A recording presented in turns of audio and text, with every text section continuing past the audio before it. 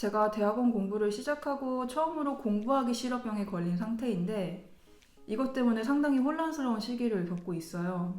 뚜렷한 사건으로 기억이 남아있지는 않지만 초등학교, 중학교, 고등학교, 대학교 다닐 때에도 분명 이런 비슷한 증상을 겪은 때가 있었을 거란 말이죠. 결국 졸업도 했고 그래서 과거의 저를 붙잡고 너 어떻게 그걸 해냈니? 라고 묻고 싶지만 그건 불가능하기 때문에 현재 저는 이 상황을 타개할 방법을 찾고 있는 중이에요. 공부하기 싫어병의 증상을 단계별로 경험을 했는데 맨 처음에는 공부를 많이 해서 피곤하구나 라고 가볍게 생각을 하고 공부 스케줄을 조금 느슨하게 조정을 했어요. 근데 얼마 안 가서 그 피곤함이 가시지를 않아서 스케줄을 더 느슨하게 조정을 했고 비는 시간에는 하고 싶은 거를 하면서 지냈어요. 그런데 어느 날 정신을 차려보니까 공부 스케줄은 아예 사라지고 하고 싶은 것만 하면서 지내는 시간을 보내고 있더라고요. 그런 날이 반복되면서 당연히 죄책감을 느끼게 되고 스스로 이건 괜찮아. 지금까지 열심히 했으니까 조금만 더 이런 시간을 갖게 되면 괜찮아질 거야 라고 이제 스스로 타이르게 돼요. 이제 스스로를 타이르는 것도 정도가 넘어서면 먹히지가 않고 결국에는 공부를 안 하는 게 아니라 못하게 되는 상태가 되었다는 것을 자각하게 돼요.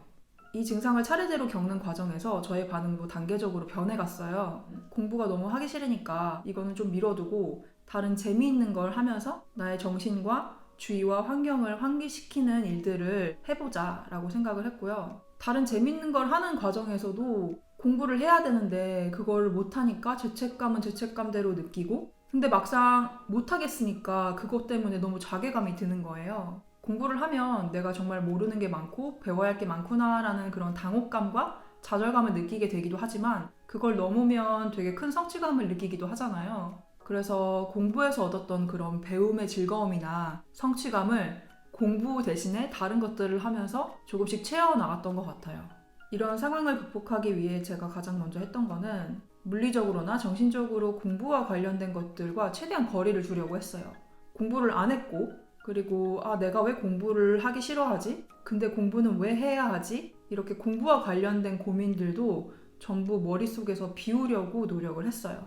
그리고 두 번째로 공부를 하지 않는 시기에도 소소한 만족감이나 즐거움을 줄 수 있는 것들을 찾아서 거기에 집중하려고 했고 플러스 알파로 잘 먹고 잘 움직이려고 의식적으로 노력을 했어요.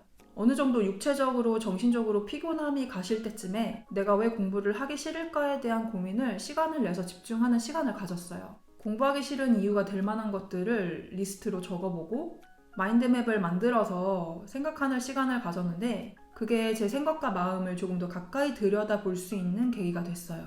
제가 리스트로 적었던 것들을 몇 가지 언급해보자면 첫 번째로 내가 공부하고 싶거나 내가 앞으로 직업으로 삼고 싶은 더 재미있는 분야를 발견해서 그래서 공부가 하기 싫어진 것일 수도 있다라는 게 있었고 두 번째는 오락거리에 시간과 정신이 빼앗겨서 공부를 하고 싶어 하지 않는 것이다. 세 번째는 지금 하는 공부에 관심이 시들해졌거나 이 분야를 배우는 것에 의미를 느끼지 못해서 네 번째는 육체적으로 아파서 다섯 번째는 외롭고 우울한 감정에 휩싸여서 이 중에서 나에게 해당될 만한 것들을 체크를 하면서 이 상황을 이해하는 시간을 가졌어요.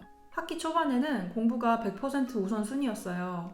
그런데 지금은 아니에요. 학생 신분으로 공부가 100% 우선순위가 되어야 하는 건 맞지만 그거는 사람과 시기마다 다를 수 있고 그걸 조정할 필요가 있다는 거를 이번 기회를 통해 알게 됐어요. 저는 지금 공부가 100% 우선순위가 아니기 때문에 다른 일도 하면서 공부를 하면서 지금 이 공부하기 싫어병의 극복 단계에 있고 제 친한 친구가 저한테 준 엽서인데 이 엽서가 가지고 있는 메시지가 저한테 이번 시기에 되게 도움이 많이 돼서 가져와 봤어요.